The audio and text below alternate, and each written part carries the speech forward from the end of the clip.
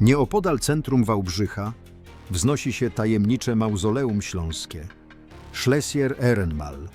Jedyna tego typu konstrukcja zachowana na terenie Polski i jeden z nielicznych tego rodzaju obiektów w Europie. To niezwykłe mauzoleum swoją orientalną formą zdaje się nie pasować do tutejszego krajobrazu. Jego architektura przywodzi na myśl starożytną świątynię Salomona. Nadaje budowli egzotyczny, wręcz mistyczny charakter, zupełnie odmienny od lokalnej zabudowy. Monumentalna bryła z charakterystycznym dziedzińcem otoczonym krużgankami świadomie nawiązuje do biblijnej świątyni, która w tradycji była symbolem potęgi i boskiej legitymizacji władzy. To monumentalna budowla o prostych, surowych kształtach, wzniesiona na planie prostokąta.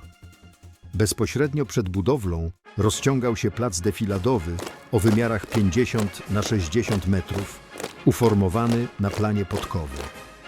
Centralnym punktem wnętrza był otwarty dziedziniec o wymiarach 15 na 15 metrów, otoczony kolumnadą z arkadowym zamknięciem.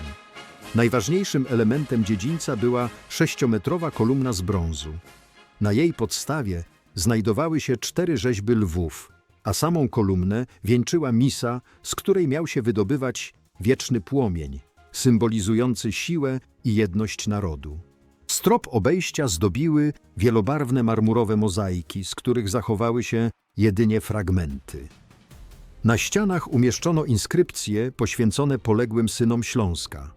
W narożnikach budynku umiejscowiono 2 pomieszczenia nawiązujące stylistycznie do kaplic, gdzie znajdował się ołtarz z herbem Wałbrzycha oraz księga pamięci poległych. Mauzoleum miało upamiętniać 177 000 śląskich żołnierzy poległych podczas I wojny światowej.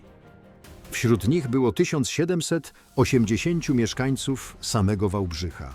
Uroczyście otwarte 9 czerwca 1938 roku mauzoleum nie było tradycyjnym grobowcem, lecz cenotafem, grobowcem pozornym, co oznaczało, że nie zawierało ciał zmarłych, a jedynie miało na celu ich upamiętnienie.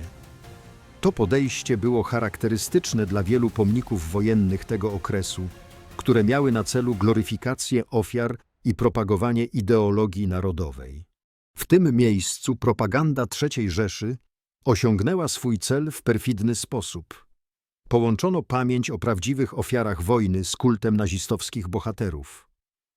Żal po stracie bliskich wykorzystano do budowania poparcia dla zbrodniczego reżimu. Mauzoleum stało się narzędziem emocjonalnej manipulacji, miejscem, gdzie prawdziwa żałoba mieszała się z polityczną indoktrynacją. Stając dziś przed tym monumentem, musimy zadać sobie fundamentalne pytanie: co zrobić z takimi obiektami?